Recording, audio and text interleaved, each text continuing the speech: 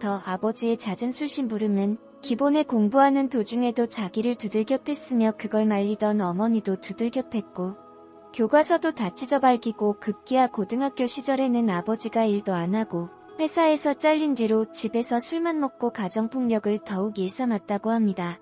어쩔 수 없이 엄마는 집안을 먹여 살린다고 두들겨 맞은 몰골로 도 밖에 나가서 일을 하였지만 너무 심하게 맞은 날은 병원에 입원하거나 얼굴에 티가 많이 나서 일도 그만두는 일도 많았다며 자기 집안에는 정말 돈이 하나도 없었답니다. 가끔 할아버지네에서 조금씩 돈 좀 붙여주는 게 전부였다고 하더군요. 자기는 정말 이대로 그냥 인생이 끝나는가 싶었지만 남편이 고등학생이 되고도 아버지 폭력이 멈추지 않자 더 이상 못 참아서 아버지를 곁패듯이 두들겨 팬 이후로는 2번 다시 아버지가 주먹은 휘두르지 않았다고 하더군요. 그 이후로 가정폭력은 사라졌지만 여전히 집구석에서 돈도 안 벌고 술만 찾은 아버지가 있답니다. 그래도 아버지를 두들겨 팬 게 효과적이었는지 어머니도 나가서 일을 더 오래 다닐 수 있게 되었고 자신도 그런 어머니를 위해 학원과 공부에 집중을 해서 더욱 도끼를 품고 공부만 하였고 노력의 결실로 결국 가고 싶었던 꿈에 그리던 명문대에 진학할 수 있었다고 합니다. 너무 행복했지만 그 행복도 잠시였고 또 다른 시련의 시작이었었다고. 명문대에 들어갔긴 했지만 사립이다 보니 엄청난 학비를 감당하기 위해서는 장학금을 꼭 받았어야 했기에 더욱 이악 물고 도끼 품으면서 공부를 이어나갔고 아르바이트까지 병행하며 졸업했다던 남편. 그런 남편 이야기를 들으니 한순간에 사람이 달라 보이고 존경스럽더군요. 그때부터 저도 역경을 딛고 혼자 일어선 남편에게 호감을 느끼기 시작했고 저는 이런 남자라면 저를 지켜줄 수 있지 않을까라는 마음에 진지하게 만나기 시작했습니다. 연애하는 동안 남편은 정말 제가 생각했던 완벽한 남자 그 자체였습니다. 제가 가끔 화도 내면 다 받아주고 모자란 저를 이끌어주던 남자. 그런 남자에게 빠져 결혼이 하고 싶어졌고 급기야 집에 소개를 하게 되었습니다. 하지만 남편의 이야기를 다 들으신 부모님께서는 그렇게 썩 밝은 표정은 아니셨습니다. 피는 못 속인다는 말과 가정환경의 중요성에 대해서 말씀을 하시더군요. 그래서 저는 부모님께 따지듯이 말했습니다. 그럼 가정환경이 나쁜 사람은 평생 나쁜 사람으로만 살아야 되냐고, 기회도 그럼 영원히 없는 거냐고 따졌죠. 부모님이 꼭 그런 건 아니지만 이왕 딸 가진 부모 입장에선 딸이 더 좋은 남자 만나길 원하는 건 어떤 부모라도 같은 심정일 거라고, 오로지 널 위해서 하는 말이라고 정. 너가 그런 모든 걸 다 감싸 안을 수 있다고 한다면 결혼을 허락하겠다고 하시더군요. 그리고 시부모님을 뵈러 갔을 때 그 중요한 날에도 시아버지는 술에 취해 있더군요. 얼마나 술을 드셨는지 덥석 제 손을 잡고는 어루만지면서 자기 아들 어디가 그렇게 좋았냐며 끌어안기까지 하더니 머리를 쓰다듬는 걸 남편이 다급히 말리면서 해프닝이 끝났습니다. 그땐 정말 얼마나 놀랐었는지 남편이 정말 미안하다고 결혼하면 그래도 우린 따로 나가서 살 거니까 괜찮을 거라고 하더군요. 그렇게 우여곡절을 끝에 결혼을 하게 되었고 평범하게 신혼부부의 생활을 이어갈 무렵 시어머니가 갑자기 심장마비로 쓰러지셨습니다. 장애가 남을 수 있다고 하였고 재활 케어가 정말 중요하다는 말에 남편이 어느 날 퇴근하고서 제 앞에 무릎 꿇고는 빌더군요. 내가 지금 돈이 많이 없어서 재활원에 보내드릴 수는 없고 돌봐줄 사람이라곤 자기밖에 없는데 그렇게 되면 어머니를 집안에 모시게 되어야 하고 아버지도 올 것 같은데 저한테 너무 미안하다고 정말 이런 의도가 없었다며 비참하게 저한테 사정을 하더군요. 저도 정말 싫었지만 아무리 생각해봐도 저희 형편의 시어머니에게 그 비싼 치료비를 다 지급해드릴 수도 없고 저희가 돌보는 수밖에 없을 것 같더라고요. 그렇게 시부모를 어쩔 수 없이 모시게 되었습니다. 지금 생각해보면 그때 제 불길한 마음을 믿고 어떻게든 했어야 되지 않았나 수백 번이고 후회하고 있습니다. 그렇게 시아버지와 시어머니가 오시고 나서는 저는 일도 그만두고 시어머니 병수발을 하였고 시아버지는 방 안에서 술을 드시고 횡설수설을 하시더군요. 가끔씩 절 보는 눈빛이 너무나도 소름 끼쳐서 무서웠습니다. 남편은 퇴근을 하면 최대한 빠르게 집에 와서는 저한테 미안한지 계속 눈치를 보며 시어머니를 챙기고 저보고 항상 쉬라며 했지만 사실상 저희 부부의 신혼생활은 끝이 났었습니다.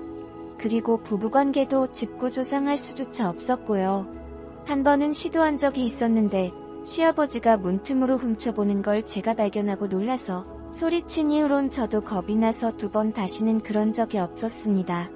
그 이후로도 시아버지는 저에게 몰래 다가와 뒤에서 끌어안으며 몸매가 너무 좋다는 등 아들놈은 이런 걸 마음대로 할 수 있다며 부럽다는 등의 이야기를 하더군요. 그때마다 성질을 내며 남편에게도 말을 했지만 남편이 시아버지에게 아무리 화를 내도 고쳐지질 않았습니다. 오히려 은근슬쩍 실수인 척 제 몸을 만지는 행위가 늘어났습니다. 그리고 몇 달이 지나고 저는 시아버지한테 강제로 당했습니다. 하루는 시어머니를 돌보다 지쳐서 잠이 든 저를 상상하기도 싫은 끔찍한 짓을 당하였고 시아버지는 남편에게 말하면 모두 끝장내버릴 거라며 협박을 하더군요. 저는 그렇게 말할까 말까 큰 고심에 빠졌고 도저히 저는 못 견디고 그 다음날 경찰을 불러 신고해서 시아버지를 잡아갔습니다. 시아버지는 경찰서에서 강제로 한 게 아니라 제가 유혹을 했다고 항상 집에서 옷을 흘러내리며 며느리가 유혹해서 그런 거라며 고래고래 소리를 지르며 당당하게 말하는데 진짜 너무너무 쪽팔리고 죽고 싶었습니다. 근데 저를 위로해줄 줄 알았던 남편은 집에 와서 저한테 충격적인 말을 하더군요. 이런 일이 생겼으면 자기한테 먼저 말을 했어야지 왜 경찰을 먼저 불렀냐며 저를 탓하더군요. 저는 순간적으로 멍해져서 제가 잘못 들은 줄만 알았습니다. 그리고 남편의 눈길에서 읽은 느낌은 그동안 제가 알고 믿고 지냈던 남편이 아니었습니다. 뭔가 제가 부정을 저지른 듯한 저를 탓하는 눈빛의 남편. 저는 그 눈길에 진짜 그 인간 쓰레기 시아버지 말처럼 제가 시아버지를 유혹한 천하에 둘도 없는 더러운 며느리가 된 것 같은 기분을 느꼈습니다. 그 이후로 공황장애가 왔고 남편의 얼굴을 보기만 해도 토가 나오는 지경까지 이르렀습니다. 남편은 쌀쌀맞은 말투로 대체 왜 그러냐며 했습니다. 정신과에서는 제가 후유증으로 이렇게 된 거라고 하더군요.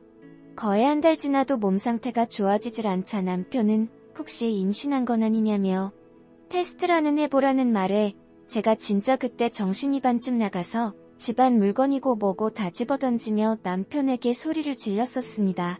그리고 테스트 결과 임신은 아니었고요. 남편은 제가 힘들어 보이니 그냥 친정집이라도 내려가 있으라는 말에 바로 짐을 싸서 친정으로 내려갔고 문자로 이혼하자고 보냈습니다. 그제서야 남편은 아픈 어머니 때문에 갈 수가 없는데 대체 저까지 왜 그러냐며 문자 보내는 걸 다 씹더군요. 그렇게 한 달쯤 지나서 남편이 저를 찾아와 이제 집으로 돌아오라며 말했지만 저는 한 달 만에 본 남편을 보고 제 공황장애는 더욱 심해져 두려움에 떨다 결국 토까지 하게 되자 친정 부모님이 남편 보고 일단 돌아가라고 시켰습니다. 저는 시간이 좀 흘러 몸이 좀 진정이 되자 남편에게 전화를 해서 말했습니다. 당신이랑은 이제 절대로 같이 살 수가 없을 것 같다고. 나는 당신 아버지에게 피해자였는데 누구보다 날 보호해야 되는 당신이 날 더러운 여자로 취급했고 당신의 눈빛 속에 있는 난 이미 시아버지를 유혹한 여자였다고. 이제 당신 얼굴만 봐도 트라우마가 생기고 죽을 것 같으니깐 그냥 우리 이혼하자고 했더니 절대 못한다며 우리 집 앞까지 찾아와 무릎을 꿇고 나오라며 소리 지르길래 경찰 불러서 쫓아냈네요. 시아버지는 징역 3년을 받았습니다. 정말 기가 막히더군요. 제 인생은 파멸이 되었는데 어떻게 이게 겨우 3년을 받은 건지 이해할 수가 없습니다. 저는 그날 이후로 남자라면 나이가 적든 많든 심지어 어린애조차도 경계를 하게 되었고 타인과 맨살을 부딪히는 것조차 극도로 꺼려해서 장갑과 마스크를 항상 끼게 되었습니다. 정신과 약을 먹지 못하면 지금도 손이 떨리고요. 이제 몇 달 뒤면 그 시아버지가 출소한다네요. 너무 억울합니다. 세상만사 이야기 사연의 내용은 여기까지입니다. 오늘도 영상 봐주셔서 대단히 감사합니다.